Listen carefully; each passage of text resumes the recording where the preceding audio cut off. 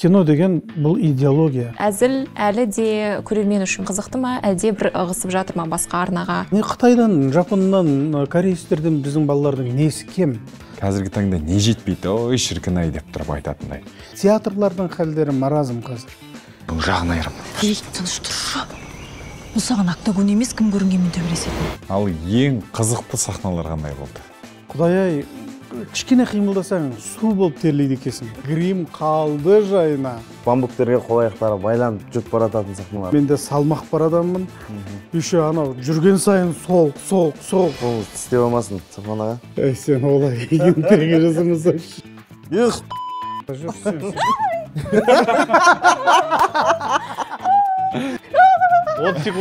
Көрермен бұл киноға күлу үшін, күліп отырып, ойлану үшін келу керек.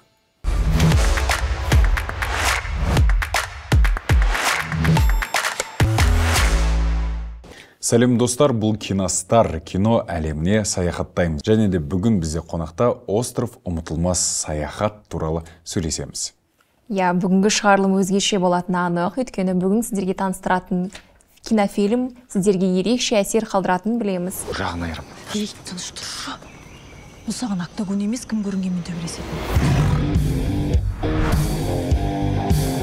Мынауын қыдырып жүр ғой? Ерғали! Тоқта! Қолын естегенді мойнымен көтер! Тезірек жағаға жетіп алай қайда! Қазір сезонға шторм басталып жатыр!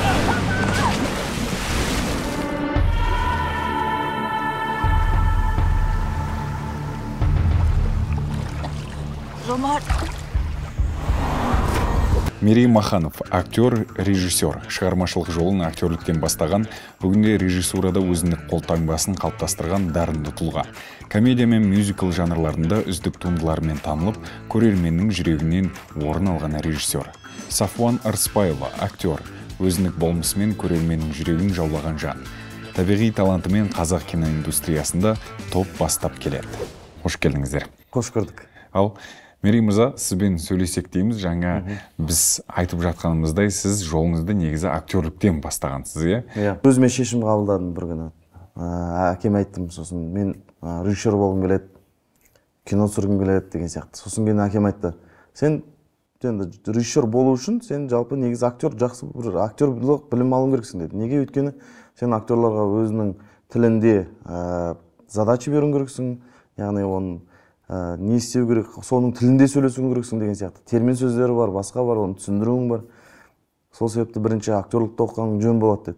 Жүргеновтың көзіне түсіп, сол жерде есім Сегізбаев Жүкеұлы марқұм ұстазымыздан тәлім алып, кейін академияға, уже университет дейді ғой енді, академияға барғасына режиссерлік, кинорежиссерлік мамандыққа түскен болатыным. Сөйтіп, Көктарландарында да... Одан кейін Көктарландарында кастингке өтіп, бірге ойнадық. Бірге ойнаған болдым. Сафон аға өзі біраз жерінде сценарийін түзеп, өзіңіз жаздыңыз, Иә. Корректировка жасап деген сияқты. Сөйтіп, сосын жаймендеп киноға да көштік деген сияқты. Ой, бәрекелді. Оңайшылықпен келген жоқ. Бәрі. 700 клип деген оңай дүние емес? Оңай дүние емес, әрине. 700 клиптің әр жүздігі бір кино болса, біраз кино түріп тастапсы ғой, бәрекелді. Өте қуаныштымын. Енді 3 минуттық әннің ішіне режиссураны сыйдырып жіберу, ол шеберлікті талап етеді. Ал Сафон аға, сіздің қазір сөйлеп жатқаныңызды бір қарап отырып, бір балалық шаққа бір өткендей отырмын да, сізге қарап, енді қаншама сіздің жобаларыңызды көрдік, өте қатты қуанып отырмын. Осындай керемет тұлғалар бізге келіп, қуантып, бізбен де бірге осында сұхбат беріп, біздің көрермендерімізді қуантып жатқанына. Сіз қазіргі заманға киноларға да түсіп жүрсіз. Бұрынғы енді басталған кезде еліміздегі киноға да түстіңіз, айырмашылықтары қандай? Қазіргі таңда не жетпейді, ой шіркін-ай деп тұрып айтатындай. Енді айырмашылығы жер мен көктей деп айтуға болады. Өйткені енді мен ол кеңес заманындағы кино түсіру үлгісінің шет жағасын көріп болған адаммын. Сол студент кезім 1993 жылы Бейімбет Майлиннің өзімен жазылған «Қарабала» қысқа метражды фильмде басты рөлді ойнадым. Кенжебай Дүйсенбаев режиссері. сол кезде біз пленкаға жаздық. Бірінші фильм. Одан кейін мен ары қарай пленка көрген жоқпын. Пленкаға жаздық сол кезде. Ана қоятын светтердің өзі, ол кезде деген свет қою, дәу дик дейді, оның қалайда расшифровкасы бар екен.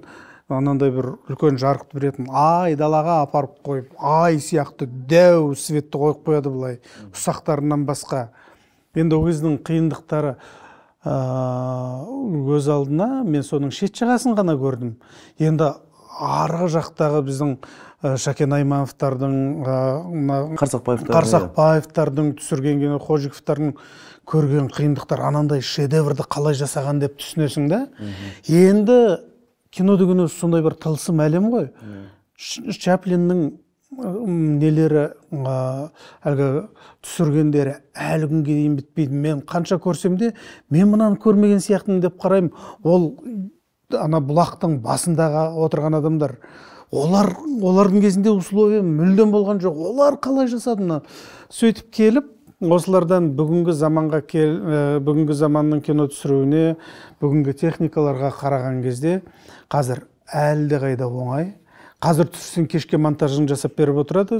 Черновой көріп, бұлай түзететін жерің болса, өте мүмкіндіктер өте көп. Енді біз бұған Құдайға шүкір дейміз. Жоқ, баяғыдай түсіру керек деп айтқан ұят болар енді. Кино деген бұл идеология, ұрпақты тәрбиелеу. Сахна деген, кино деген, экран деген, жазушылық өнер деген бұл өнер, жалпы өнерпазды шынын айтқан кезде халық қана жақсы көріп сыйлауы мүмкін. Неге өнерге көңіл бөлінбейді? Неге мән бермейді өнерпаздарға? Театрлардың халдері маразым қазір. 21 ғасыр біздің Тюзда свет жоқ, қоя алмайсың. Ескі светтермен кезіндегі кеңес өкіметінің кезіндегі рампылар әлі бар бізде. Солармен ілдалдалап қоямыз. Проблема деген былай жетеді. Ақшасы мүлдем мәз емес. Ертеден міне таңғы 9:30-нан кешкі сағат 9:30-ға дейін жұмыс істейміз. Оны бәрі біледі. Міне Мерейдің өзі актер. Мән бермейді. Сол сияқты біздің ұлттық киноларға да мән бермейді. Соны өзінің бір күшімен түсіретін болса, оған қолдау таппайды. Бұл жерде өте үлкен кілтипан бар, адамды ренжітетін. Бәрі жақсы болады деп мен 17 жасымда оқуға түстім. Мектептен кейін осы қазіргі өнер академиясына түстім. Содан бері қарай әне жақсы болады, міне жақсы болады, мен келе жатырмыз, 51-ге келдім мен. Енді қашан жақсы болатынын білмеймін. Сондықтан біз бұл орта жасқа келген кезде ойланатын жастамыз, ұрпаққа да ойлану керек екенін айтатын.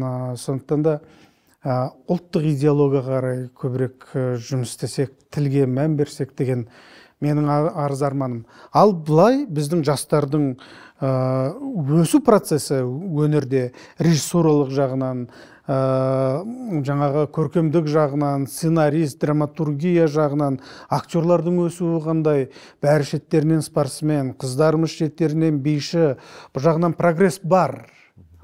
Бірақ бұл біздің сыртқы көрінісіміз ғана боп қалмаса екен деп ойлаймын да, ішке қарай түсіру керек. Қазақтың сөзін майын тамызып айтатындай маржандай сөздер деп жатсы ғой. Өзіңіздің де аузыңыздан маржандай сөздер шығып жатқанда, ой, бүйтіп рахаттанып тыңдап отырмын. Не деген таза қазақша деп. Аға, қазір сіз не істеп жатсыз? Театрдасыз ба? Өнер жолыңыз қалай жалғасып жатыр? Мен енді өмір бойы театрда істеп келе жатқан адаммын. Кішкене сәл шегініс жасайтын болсақ, мен киноактер боламын деп армандаған адаммын. Бірақ ол кезде мектептегі арман ғой, ол кезде киноактер кім, драматический актер кім бөліп жарып жатпайсың, киноға түсем деген арман. Кейін оқуға келіп түскен кезде мен музыкалық драма театрдың бөліміне түстім. Сонымен бері қарай келе жатырмын, өмір бойы театрдамын. Сонда мен 4 театрда жұмыс істедім бағанағы сөзіңізден. Ең бірінші бастаған театрым Көкшетаудағы Шахмет Құсайынов атындағы музыкалық драма театр, екінші Қалибек Қуанышбаев атындағы музыкалық бүгінгі академиялық театр, үшінші Әуезов театрында да 1 жыл жұмыс істедім. Одан кейін өзіміздің осы Тюзда. Енді жалпы былай қарасаң, аз уақыттың ішінде мынандай бір Сондай.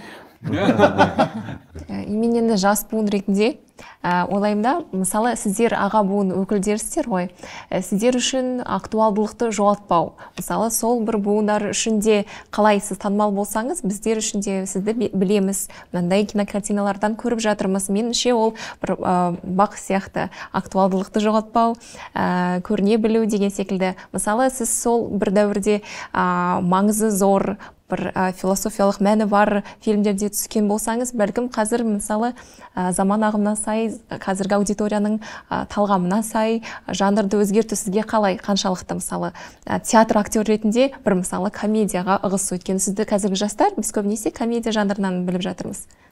Енді актер деген сөзді, артист деген сөздің өзі, актер деген сөздің өзі орындаушы деген мағынаны білдіреді екен. Тура осы түбірінен алып келіп қарағанда, актер мен мынаны ойнаймын, мынаны ойнамаймын деп таңдауға болмайды. Театрда, мейлі кинода саған таңдау түсті ма, мынаны сен ойнауың керек, мына образды деп, сен ойланбай оны шығаруың керек. Сондықтан да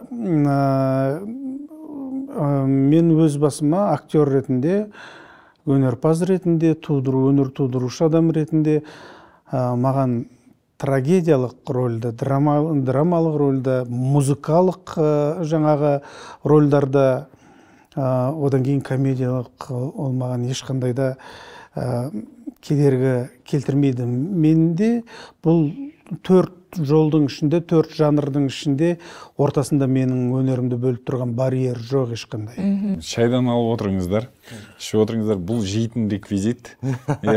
Болады. Киношный емес. Киношный емес, лакталған емес, боялған емес. Алып отырыңыздар. Біреу Турциядан келген сияқты ғой көрінеді. Күшті екен. Осы жерде біздің серіктестерімізге алғыс айтқымыз келіп отыр. Ол Empire компаниясы, осы сіздерді көріп отқан әдемі ыдыс-аяқтар сол компанияның жасаған бұйымдары. Егер де жақындарыңызды керемет сыйлықпен қуантқыларыңыз келсе, онда Empire соның шешімін деп айта аламыз. Жақсы екен. Тамаша. Тамаша. Мен аэропортта неде көріп тұрмын. Сондай-ақ тағы да өзіміздің ұлттық нақыштағы зергерлік бұйымдар компаниясына да алғысымызды білдіргіміз келеді. Балауса компаниясы бұл арулардың келбетіне көрік сенім ұялататын компания. Мінекей менің қолымдағы әшекей бүгін Балауса. Бізде блиц сұрақтар бар. Сіздерге сұрақ қойып отырамыз, сіздер оған жауап беріп отырсаңыздар, иә? Фильмнің түсірілім орны. Фильм түсірілім орны ол Қазақстан және Таиланд. Самуи деген островта түсірді. Бір айдай болды, 1,5 айдай. Өйткені Қазақстанда да түсірілім жалғасты, Таиландта да түсірілім болды. Фильмдегі ең қиын сахна қандай болды? Екеуіңіз. Сіз айтсаңыз. Маған бәрі жеңіл болды. Енді Қойбекте отырдым ғой мен. Ештеңе оңай болған жоқ жалпы. Оңай нәрсе болмайды ғой. Енді меніңше қазір көз алдыма елестетсем мына жерде тұр да, әсіресе күннің ыстығы, біз ондайға үйренбегенбіз ғой. Таиландта Құдай-ай, кішкене қимылдасаң су болып терлейді екенсің. Су болып терлейді, грим қалды жайына. Киім ауыстыру бесполезно, бәрі шылқылдаған су. Әйтеуір не керек, сөйтіп жүріп түсірдік, күннің ыстығы, аптап ыстығы, сол кішкене мийлықтан өтіп кетті, табанымызды қыздырды. Бірақ енді бәрібір бұл бұрын соңды көрмеген шет мемлекет болғаннан кейін де бәлкім ол қиындықтарды былай қазір жеңілес қылатын шығармыз, бірақ түсірілім барысында оңай болған жоқ. Режиссердің өзі отыр, әрбір детальдарды түсіру қиын. Әсіресе біз анау кімдермен кездесетін кезде Аборигендермен. Ең қиын сол болды. Ол сахнаны неше күн түсірдік, ол жерде енді олар басқа тілдегі адамдар. Біздің продюсерлар сол жерден бір орыс аудармашыларды тауыпты. Одан кейін сол жердің өзі сол киноға үйреніп қалған бір Бенз деген бір келіншегін күйеуімен тауып алған, солар көмектесіп өйтіп жүрді. сол жердегі сахналар қиын болды. Ол енді да. Ал ең қызықты сахналар қандай болды? Білмеймін, мен үшін қызықты сахна кадрда да қызықты көрінді. Сафана просто Сафанамен бүкіл еркебұландар бәрі аборигендерге ұсталып қалады. Сөйтіп бамбуктерге қол аяқтары байланып жүріп барататын сахналар. Вай, ең қиыны да қызығы да сол негізі бар ғой. Бамбуктың ағаштарын бұрын соңды көрген жоқпыз ғой, мен өз басым. Содан енді бамбукқа көтеріп алып бізді ұстап алған кезде қол аяғымызды байлап алып кету керек. Енді бұрын ана кинолардан көрген кезде оп-оңай сияқты көрінетін. Ал енді өзімнің қолым мен өзімнің аяғымды бамбукқа былай байлап қойып, оның екі жағынан екі адам көтеріп кеткен кезде мына қолды, аяқты арқан қиғанда, тем более мен де салмақ бар адаммын. Еще анау жүрген сайын сол кетіп, анау одан артар. Соны өзі неше рет дубль болды. Бірнеше дубль болды. Иә, бірнеше дубль болды. Ол біз де қиналдық.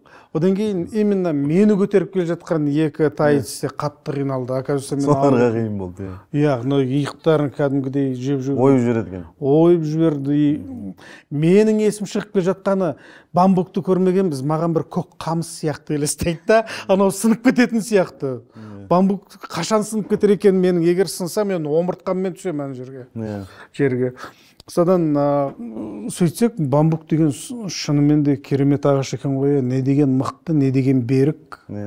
Остров сол Таиландта, Пхукеттің жанында бір ұшақпен ұшса 1,5-2 сағаттың көлемінде, егер кемемен барса 6 сағат жүретін Самуи деген остров бар.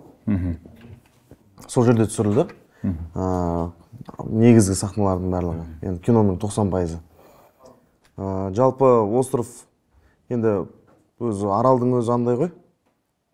Адамдар мекендейді, тұрады, кәдімгі европейцтер көп екен, ағылшындар көп екен, американдықтар көп деген сияқты, бірақ жабайы жерлері де бар. Бүкіл аралдың барлығы нетілмеген. Шоғырланбаған, қамтамасыз етілмеген адамдармен аяқ баспаған жерлер де бар арасында. Сондай жерде түсірдік. Жабайы жерлер, парк дейді екен олар. Сол жерлерде түсірдік. Желіс бойынша Еркебұлан мен Мадина екеу пара бола ма, қалай болады? Оқиға желісі бойынша, олар бірақ пара болғанда бірге қызмет жасайтын қызметтестер болып, әріптестер болып жүреді. Сафонаның қол астында болып жүреді. Сосын кейін оқиға ары қарай айтуға болмайды. Жақсы. Кинодан көресіз. Неге Еркебұлан мен Мадина? Неге Еркебұлан мен Мадина?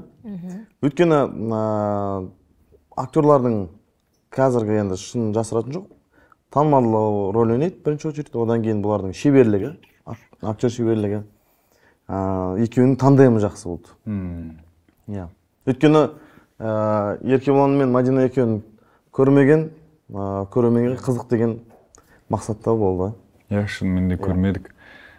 Тағы да қандай актерлар болады бұл кинода? Сафон ағамыз басты рөлде, Еркебұлан, Мадина, одан бөлек Жандос Сейдалин қызметкердің рөлін ойнайды, бірақ қай сала екенін айтпай қояйын. Әйтпесе оқиға ашылып кетеді. Тіпті комедия жанрының өзінде де бір берер ойы, салар бір мақсаты да бар шығар. Мысалы, бұл фильмнің басты бір ойы, көрермендердің ойына қалдырар бір пікір. Әрине, бұл енді арзан әзіл, бос күлкіге арналмаған, өзінің айтар ойы бар. Сондай-ақ бұл жобада Сиситай ойнады, Айгерім, Жандос Сейдалин бәрі бірге. Бұл жобаны енді фильмді ертең бұйыртса көргеннен кейін жақсы бір халыққа айтар ойы да бар, көрерменде түйері бар, жастарға да насихат десек те болады, посыл дейді орысша айтқанда. Айтар ойы өте керемет. Оны киноны көрген кезде барып түсінесіз. Кинокритиктер былай деп айтады екен, да? Прокатта жүріп жатқан фильмдерге қарай отыра, сол бір халықтың қазіргі бір көңіл күйін немесе интеллектуалды деңгейін де анықтауға болады деген секілді. Әзіл әлі де көрермен үшін, біздің көрермен үшін қызықты ма, әлде бір ығысып жатыр ма басқа арнаға? Қазіргі енді өте жақсы қарқынды даму барысы ғой енді Қазақстанның киноиндустриясы. Оның ішінде жанрлар да өзгеріп жатыр. Мысалға, Ақберен ағамыздың оқиғасына құралған болмаған балалық шақ деген сияқты балалар кинолары жақсы қазір қарқынды дамып жатыр. Драма, дәстүрді айтуға болады, мысалы, күшті кетіп жатыр. Сол сияқты бұл енді бұл жерде басты оқиға желісі шытырман оқиғаға құралған. Яғни комедияның элементтерімен. Бірақ сонда да бұның қазір ашып айтуға келмейді, бірақ көрермен расында ой түйіп кетеді. Егер бұл сценарий қызық болмаса, оның айтар ойы болмаса, Тайгер фильм бұл жобаны алмас еді. Қаншама ақша шығарып, сонау жердің түбі Таиландқа барып түсірмес еді. Бәленбай уақыт. Бұл жерде енді сценарийде де айтатын ойы бар, үлкен талғам бар. Тайгер фильмнің үлкен талғамның жаңағы таңдауы мерейге түсіп отырғанда тегін емес. Кез келген қойылымды, кез келген шығарманы, туындыны іске асыратын кезде бұны кім жасай алады деп ойлайды ғой адам. Актер енді маған осындай басты рөлді беріп, Тайгер фильмнің маған тоқтағанына да мен көптен көп рахмет айтам, өте қуаныштымын. Және оның ішінде режиссеріміз міне Мерей бауырымызға келіп түскенде мен қуандым. Енді біздің жастардың ішіндегі қазіргі алда жүрген жалауы желбіреп біздің Еркебұлан мен Мадина, бізде жастар қазір Құдайға шүкір, өте көп талантты жастар. Соның ішінде ерекшелігімен спорт, мен өзім Еркебұланмен бірінші жұмыс істеп отырмын. Риза болдым. Өзі спорттың шебері, кәдімгі действующий боец. Соған қарамай, бұның актерлік шеберлігіне мен тәнті болдым. Бұл әлі сұрамаппын, актер оқыған ба, оқымаған? Жоқ, оқымай. Курс оқыған бірақ да. Мен сұрағаным, менің түсінгенім сол болды. Курстар оқыдым дейді. Адамның өзі, әлгі орыстар айтқандай, если человек талант, он талант во всем. Соғысағандай Алла тағала бір өнерді үйіп төгіп тұрып берген адам сияқты көрінді маған. Одан кейін адамгершілігі. Өзінің орнын біледі, жолын біледі, үлкеннің алдында кіші бола біледі, кішінің алдында аға бола білетін, жөнін білетін бір жақсы бала екен. Риза болдым. Тағы бір қосып кетесің? Сен қосып кетші. Осы жерде мен құрт жеп отыра. Ол Еркебұлан съемканың барысында бізде мысалы түсірілім сағат 7-де, кейде 8-де болады жиналуымыз. Ол таң сағат 5-те тұрады да, таңертеңнен бастап жүгіреді. Ол параллельно бойға дайындалып жүрді ғой, еще төбелеске кәдімгі. Бізден келгеннен кейін, бір аптадан кейін ба, бой болады екен мына жерде. Соған дайындалып. Сол бойды өткізіп, екінші басқа съемкаға кету керек. Енді ана мен жанкештілік қой. Жанкештілік. Енді ғана восьмиугольниктағы бой мен кино екеуі екі әлем ғой. Мен енді тіл көзден сақтасын деп өз тіледім. Бұндай балаларымызды шын айту керек, сақтау керек. Міне осыларға қарап, біздің көптеген актерларымыз, көптеген жастар спорттың, шығыстың жекпе-жектерін меңгеріп, қазір киноларда қолдана бастады. Не Қытайдан, Жапоннан, корейстерден біздің балалардың несі кем? Құдайға шүкір үйреніп жатыр. Міне ең бастысы бастау керек еді біреулер. Міне бастады, Құдайға шүкір. Ал Мадинаға келетін болсақ, Мадинамен де бір-екі жобаларда бірге жұмыс істеген, біз өте дарынды, талантты актриса, білдей бір қара шаңырақтың аяулы келіні, өзінің жұбы бар, жұбайы бар, сүйікті жар және сүйікті ана. Өзінің со жақта жүрген кезде телефонмен, өзінің кішкентайымен, күйеуімен ылғи күнде видеомен сөйлесіп отырады. Анау кішкентайын сағынып жаңағы еркелеткен кезде жүрегің ауырып кетеді. Мен енді бір-екі рет байқап қалдым, кішкентайың ба десем, мен ойламаппын. Сондай мынандай бала соны тастап келді деп ойлаған жоқпын. Сөйтсем, енді өзінің ата-енесі де күйеуі де рұқсат берген болып тұр ғой, сенің бағыңды байламайық, жолыңды жаппайық, жұмыс істе балаға, жұмыс істе, жассың, біз мына балаға ие болайық деп айтқан. Бұл да өте керемет көрегенділік та. Енді шытырман оқиғаларды мен бөлісіп жатсыздар ғой. Қазір енді біз ойынға кезек берсек, Сіздерге бір жасырын қорап береміз. Соның үшін ашып, сіздердің эмоцияларыңызды көргіміз келеді.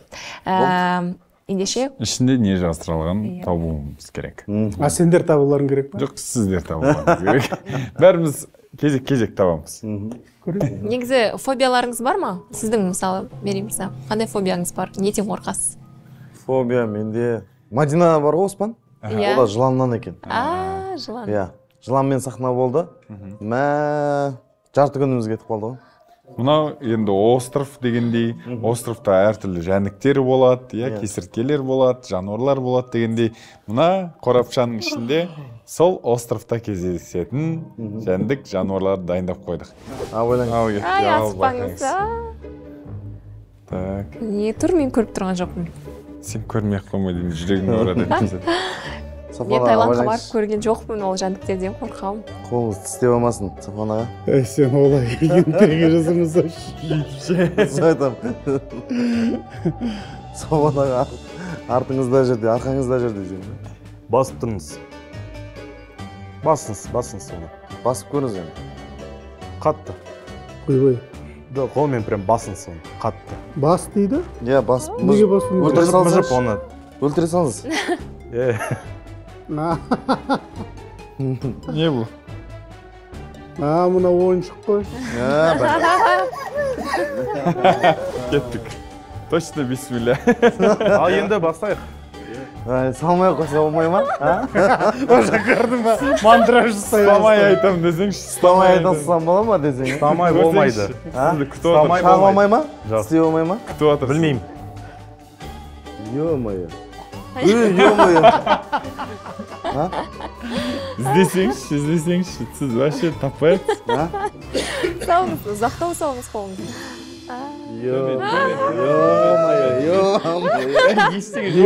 Именно. Ебай! Немене білім бұл? Басыма ұрып кеттім да қорқам. Ё-моё, немене бұл? Ал, Уақыт болды. Енді Ох! Раха-муха. Бұлай деген ғой? Мадагаскарский таракан деймін. Қандай? Мадагаскарский таракан. Кіргізсеңші, Сафон ау уже курс қолын салып отыр. Ё-моё, не нәрсе мынау? Салсаңызшы мәке, қолыңызды. Кружканың ішінде болып тұр дейсіз сен. Салыңыздар. Кружканың ішіне ма? Иә. Еш! Не мынау нәрсе, саманасыз ба? Жоқ. Шорт кеткен. Так, ыдысты таптық. Иә, енді ішіндегісін табыңыздар. Ішінде не? Көріңіз. Во, Сафон ау. Ыдыстың қандай? Дұрыс. Давайте, Сафон ау. Не ол? Әні тапты Сафон ау. Ух, шемішке ме не біле? Құмыртысқа ма? Шемішке. Шемішке салшы қолыңды. Шемішке отыр салдым ғой. Мен алдап отқаным. До конца тығыңыз, қорқпаңыз. Жарайды, сіздің уақыт кетті. Болды. Ашыңыздар. Көнді ашайық. Мынау шемешке. Бәсе құмыртысқа құрттар екен. Мыналарды қара. Мен сездім ғой жүрегімді. Жүгіріп кірді ғой бір нәрсе. Реакция болған жоқ, менше ішінде тірі Бірақ емес. қатты қорқудың қажеті жоқ. Мадина сала бер, именно сен жақтан салсаң нормально ол. Қазір Серьезно? дайындалып алайын. Дайындалғанда, дайындалмай ақ қой оны, дайындалдың қажеті жоқ. Бізде Бар жақта жүрсің. Мадина бақыра емес. Мадинаның эмоциясы күшті екен. Ой, мына жерде. Жоқ, қатты қорқатын нәрсе жоқ, нәрсе емес, бірақ тірі Басым нәрсе. айналып кетті. Подсказка бердім. Қай жақта жүрей? Арғы бетте жүр. Мадина, сен тұға бер, сен жаққа Мадина жақта жүр. Жын қоян онда. Немесе морская свинка. Молодец. Мадина. Сен жақта жүр. Мадина вообще қорқын. Вот, бері қарай ауысып кетті. Қазір айтам мен. Бұл Сен солға. так, Солға бұр. Қорқпа. қоян. Ондай қорқатын нәрсе емес. Қоян. Мен таппай жүрмін. Мадина. Сен жақта. Тура қолың астында. Тура астына солға қарай бұршы, мені сол жағында. Жүгіріп жүр ма? Морская свинка ма бір нәрсе ғой? Иә. Ал, дұрыс. Мынау расымен тірі екен ғой. Қорқып тұр, бірақ сипалыңыз. Күшті. Сізге подсказка берейін. Екі нәрсе. Екі зат бар ішінде. Екі нәрсе. Сәттілік. Бірінші салсайық қолыңызды. Қорқпа. Ай дейді ма? Жай де, жай. Салдым. Жоқ, жай керек, жайыз ма? Жыбырлап жүрген Сафаны сияқты. қол опытныйға қарашы қалай. Жоқ, Мадина, сен бір жерді ғана спокойно. Қас дейді, ақырын болма. Вот, Сафан аға көрдіңіз, Да. Уже тапты ғой Сафаны. Ойбай. Мына жерде жұмсақ бірдеңке. Сулы ма? Болды ма? Қазір. Қорықпа, Мадина Сілекей ағып жатқан сияқты ма? Жоқ. Анда иттер сияқты, добермандар сияқты тістейін. Сөге дайындалып тұрды. Вот, Мадина, давай, Мадина, давай. Тұра тұрыңыз, жұмсақ. Иә, Тілі ма? Қорқпа. Қорқпа, істемейді, ондай не емес. Давай, молодец. Жылан емес ол. Давай, тағы солға. 30 секунд қалды. Ай, тұра тұрыңыз. 30 секунд қалды. Тіліне тиген сияқтымын. Тіліне тидің ба? Мә, анан тілін тауып алып Да, оның тілін табу оңай емес бірақ. Ойбай, ағай. Давай. Болмайды ғой сол. Тауып қойды ғой. Тақты ма? Да, тауып қойды ғой. Иә, аға, екеуін де Тауып қойды, тауып. әдейі айтып қойды ғой. Хомяк? Дұрыс. Дұрыс, Хомяк? қамечок. О. Ана снежок фильмда сияқты болған ғой. Остров сияқты. Снежокке. Біз сіздерге үлкен алғыс айтқымыз келіп отыр. Уақыттарыңызды бөліп, осында келіп, бізбен бірге болып, бөлісіп, көрермендерге Құдай қаласа керемет киноны ұсынғандарыңыз үшін алғыс айтып, сіздерге бір сыйлықтарымызды сыйлағымыз келіп отыр. О, бәрекелді. Арнайы тартуларымыз бар сіздерге. Мә, саған рахмет. Сіздерге де көп рахмет, осылай шақырып. Құрттарыңыз керемет екен. Иә, Мынау Рахмет. сіздерге тамаша. Рахмет. Насихаттап, шақырып, арнайы сіздерге де уақыт бөлгендеріңізге көптен көп рахмет. бұл Тамаша. біздің серіктестерімізден ашып көрсеңіз болады. Сіздер өнер адам болғаннан кейін Байыр. сіздер Тамаша. көп шетелде сапарда жүретін болғаннан кейін осылай үйді сағынған кезде осыны блокнотты ашып жіберіп, өздеріңіздің керемет туындыларыңызды осында жазыңыздар деп Тамаша. деген ниетпен сыйладық сіздерге. Сіздерге де рахмет шақырғандарыңызға. Осы орайда мен де бір алғыс білдіргім келеді. Осы жобаны жалпы түсіретін кезде сеніп тапсырған Тайгер Фильмстің барша Алмаз ағамыздан бастап Ереке бар, Бибіжамал, Бота ханымдардың барлығына алғыс білдіргім келеді. Неге өйткені расында осы киноны маған бұйыртып, тізгінді маған ұстатқанына сенім артқандарына мен де қолымнан келгенше барым салдым. Енді бұйыртса 29 мамырдан бастап барлықтарыңызды күтеміз. Не үшін Сіздерге рахмет. адамдар келу керек киноға? Көрермен бұл киноға күлу үшін, күліп отырып, ойлану үшін келу керек. Гогольдің дуанбасының аузына салып бергендегі сөз сияқты ревизордағы. Неменеге күлесіңдер, өздерің күлесіңдер деген қорытынды сөз бар. Сонымен сәйкестендіруге болады.